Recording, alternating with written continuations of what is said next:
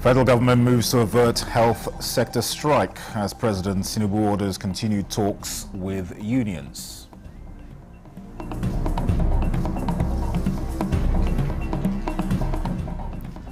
National Economic Council approves renewed Hope Ward-based development program to be funded by revenues accrued by government.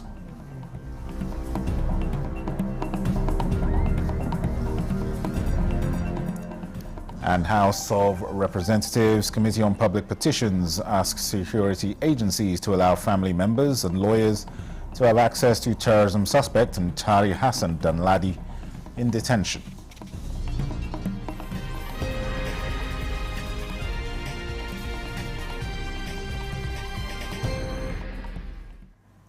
Hello and welcome to the evening news on NTA News at 24. I am Dennis Adegunloye. With a presidential directive, the Federal Ministry of Health is to continue dialogue with professional bodies to avert the looming industrial action by workers in the sector. This was part of the outcomes from the meeting of the Federal Executive Council this Thursday. State House correspondent Musbah Damrahab reports that the Council also approved for the Ministry of Labour and Employment the implementation of the National Industrial Policy 2025.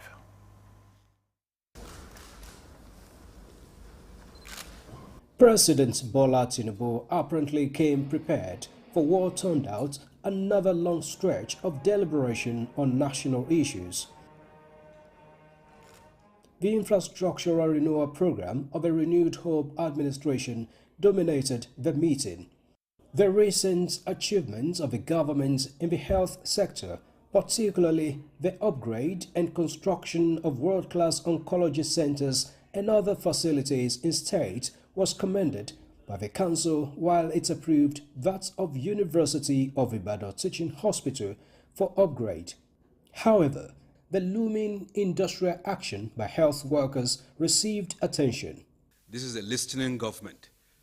The circulars were withdrawn, and now we're in the process of negotiating in a transparent manner the increment in allowances so that we meet those health workers on the needs that they have expressed.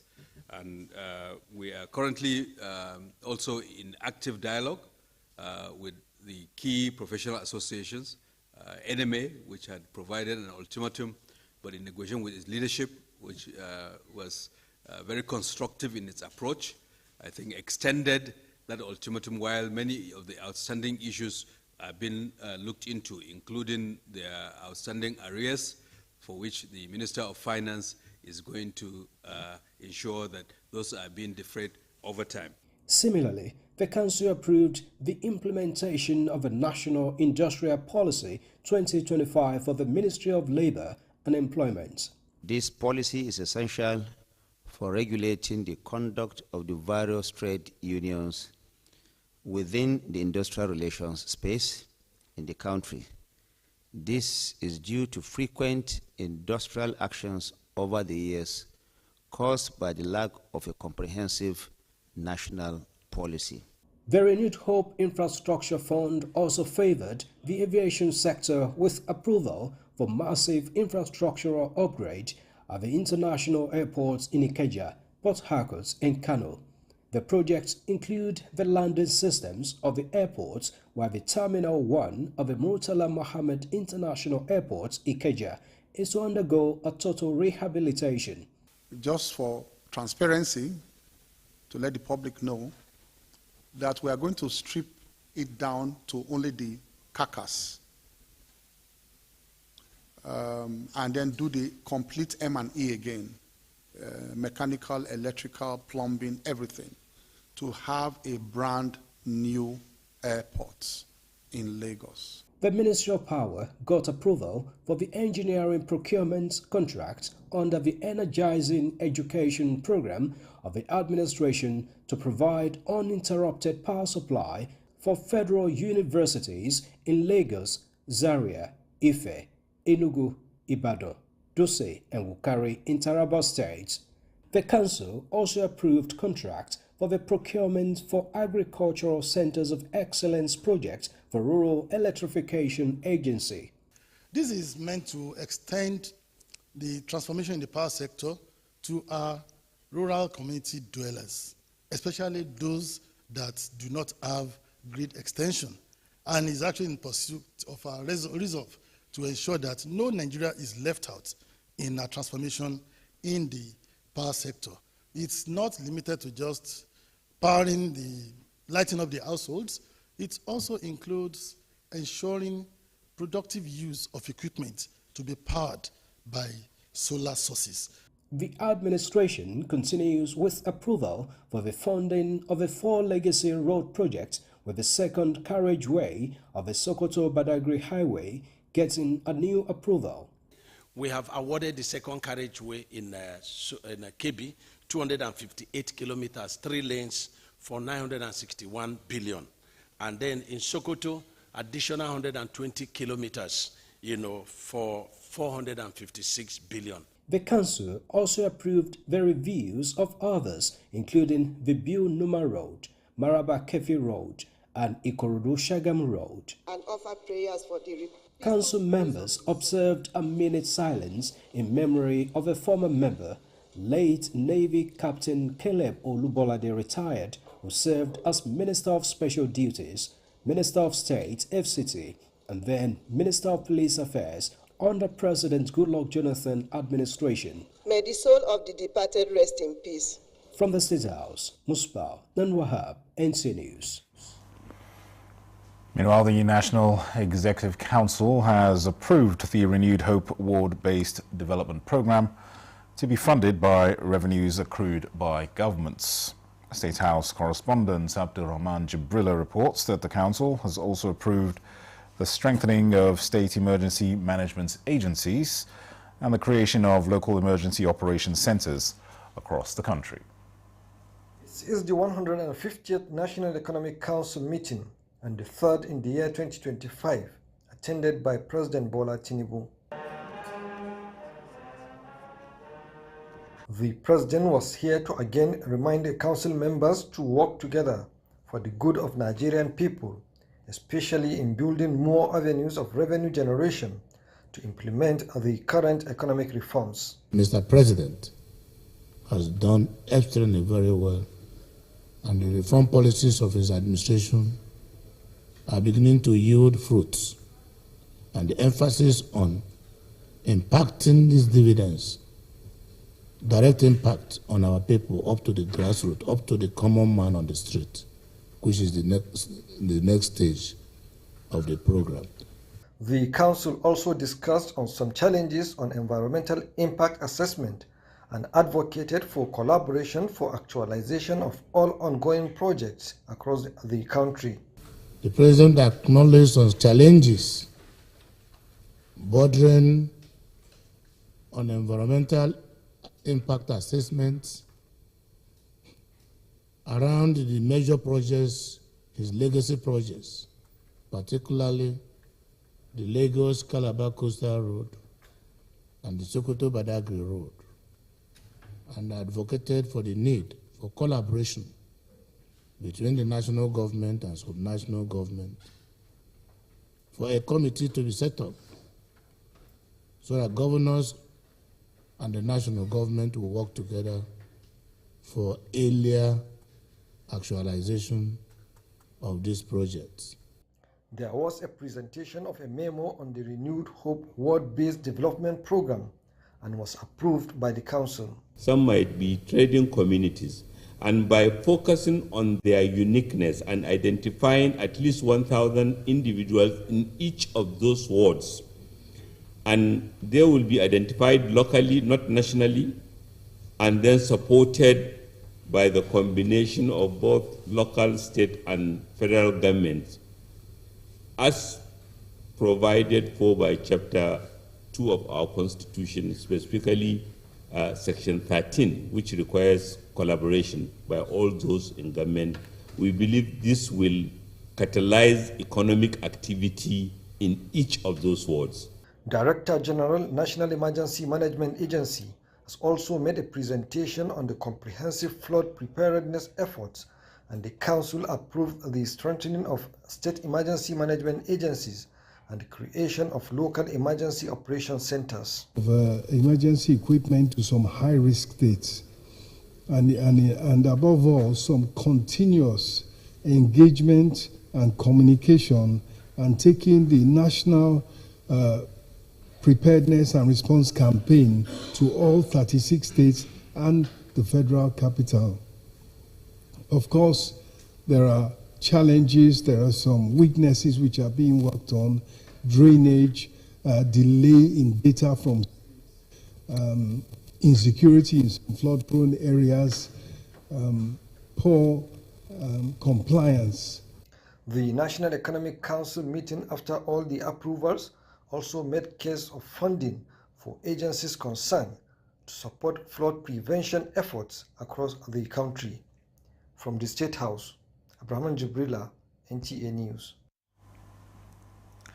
President Bola Tinubu has appointed Mrs. Omotenioye Majekodunmi as the new Director General of the National Council on Climate Change, NCCC. She succeeds Dr. Nkuruka Madueke, the pioneer head of the council, appointed by the President in June 2024. A statement by the President's Special Advisor on Information and Strategy, Bayo Nanuga, says Mrs. Majekodunmi, who is a climate financial expert and environmental lawyer with almost 2 decades of experience, worked extensively with global and national institutions on renewable energy, carbon markets, and climate governance. She previously served as the Council's financial advisor and has played a key role in shaping Nigeria's climate policies and international engagements.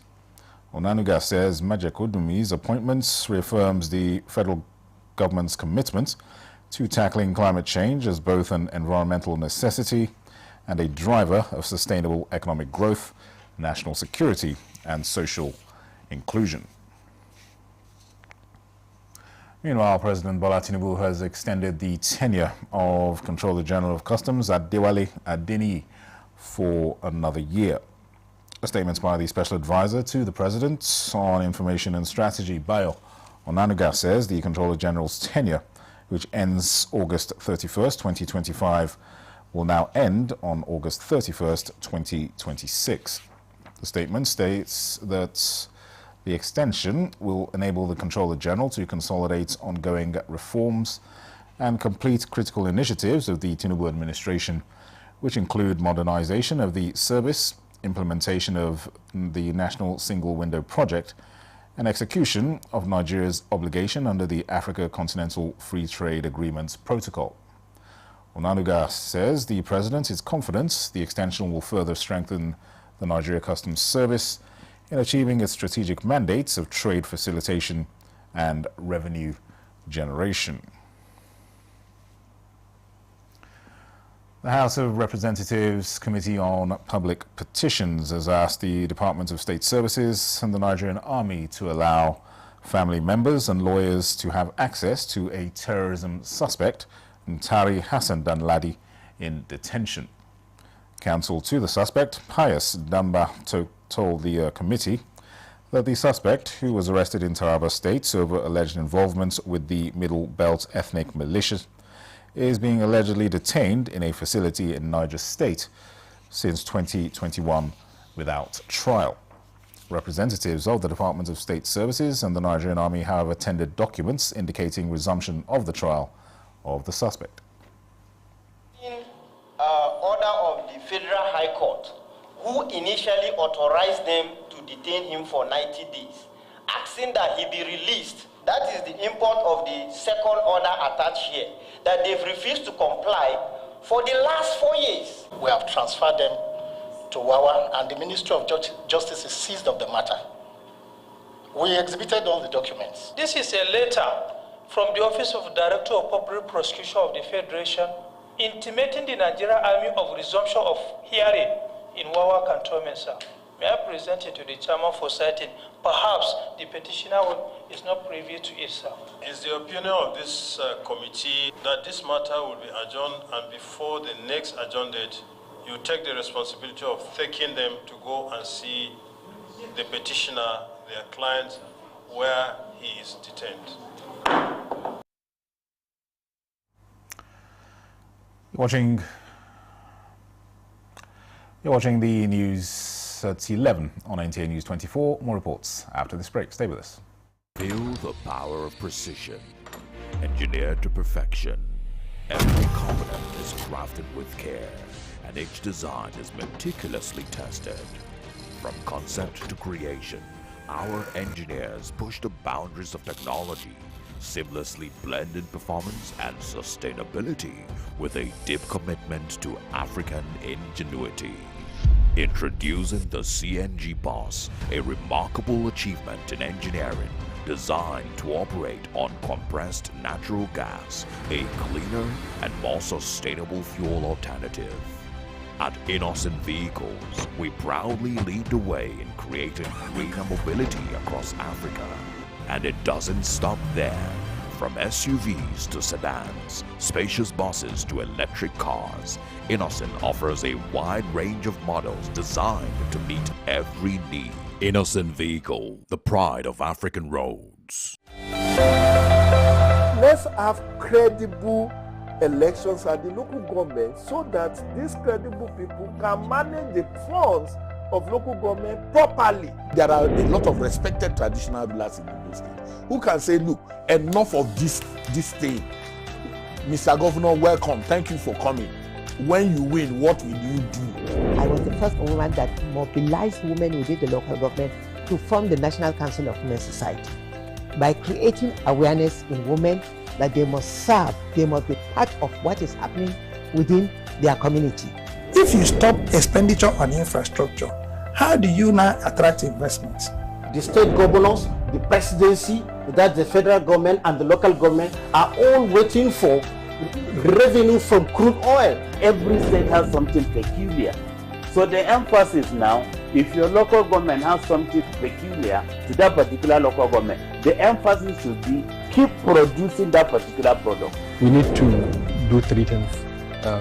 Prevent the ability of the terrorist groups to generate funding, their ability to recruit, and then their ability to access weapons. The traditional ruler gives me a title. I sit in the front row in the church, or if I'm going to mosque and I'm calling people are passing in God's own house. What am I doing? I'm mentoring a new generation who think that the only way to be taken seriously is to be seen to have a lot of money. Good Morning Nigeria, live every weekday between 7 a.m. and 9 a.m. on the network service of the NTA. Welcome back. Oil and gas industry players want Nigeria's yet to be developed deepwater oil and gas reserves, estimated at over 5.13 billion barrels of oil and 13.53 trillion cubic feet of gas, to be harnessed through its strategic roadmap and collaboration. This was the focus of an industry stakeholders workshop on deep and shallow water oil and gas reserves development in Nigeria. Lydia Sampson reports. The enormous deep and shallow waters oil and gas reserves offer a potential game changer for the nation's energy sector and economy. Success, key players say, hinges on sustained policy momentum and investor confidence to convert these vast resources into tangible national wealth.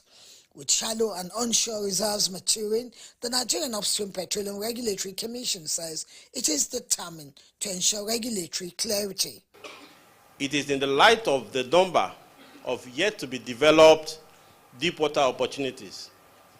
I constituted a shallow and deepwater cluster development committee in the commission to a collaborative effort with our amiable industry players on how to unlock these potentials. They acknowledge that harnessing these opportunities demands significant investment in technology, infrastructure, and human capital.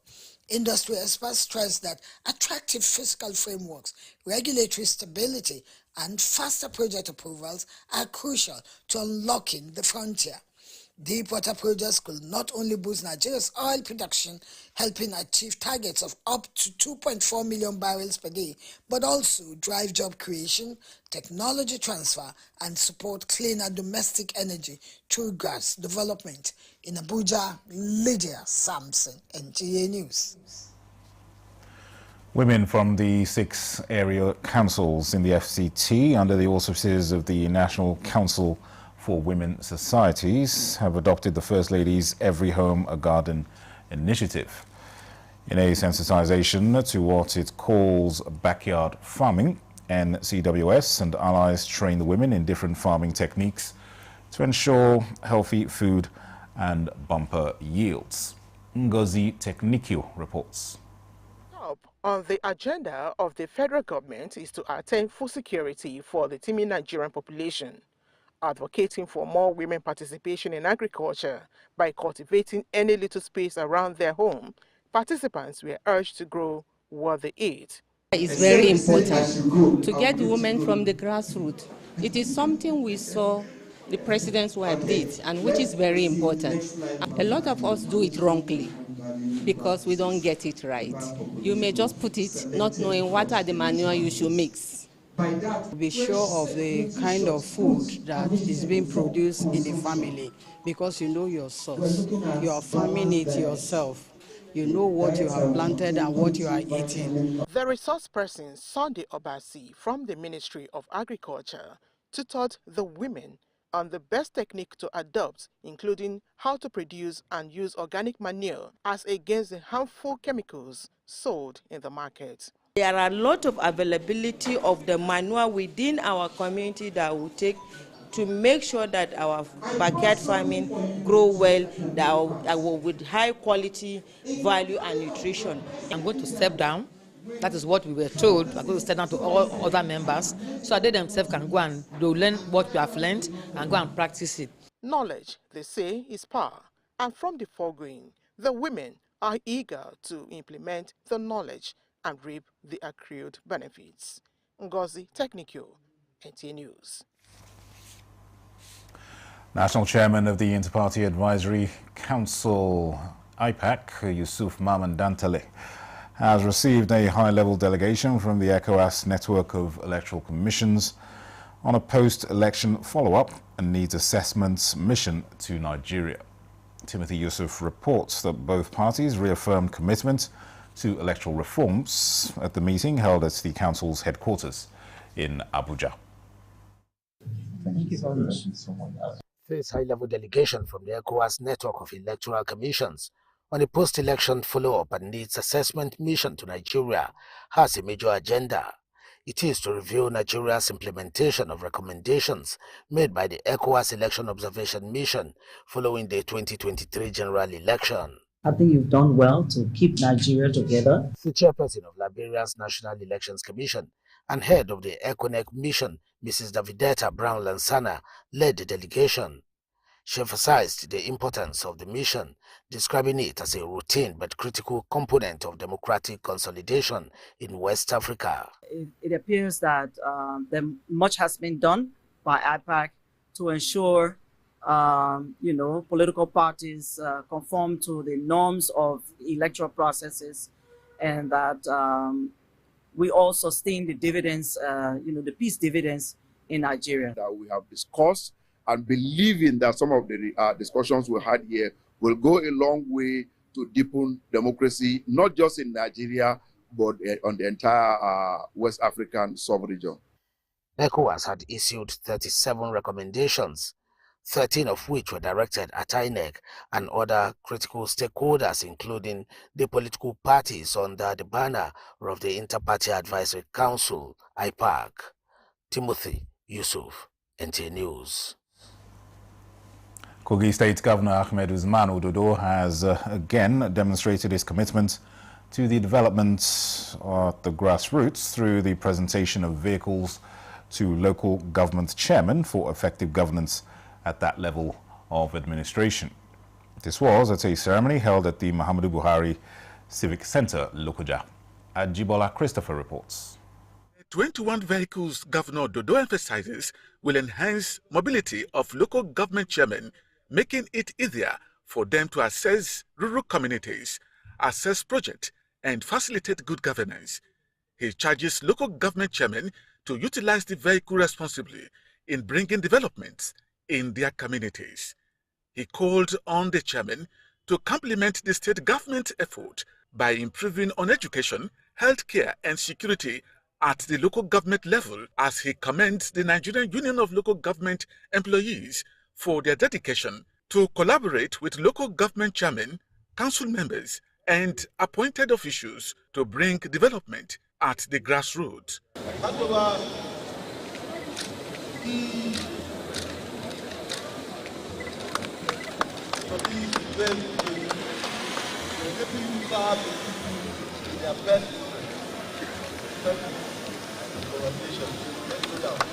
Commissioner for Local Government and Chieftaincy Affairs, Ozigididat, describes the occasion as historic, noting that the gesture is the first of its kind under the present administration. Your determination to develop human capital, human capacity, infrastructure, peace and security, justice and fairness, and unity among the people of the state have been sustained and hope to be consolidated in the coming year and equally taken. When we look at all the benefits that you provided for us, it's so much unique. The ceremony was attended by top government officials, traditional rulers, and members of the business community. Ajibola Christopher, NTA News. And that concludes the evening news at 11 on NTA News 24. Thanks for watching. I am Dennis Adigunloye. Have a good night.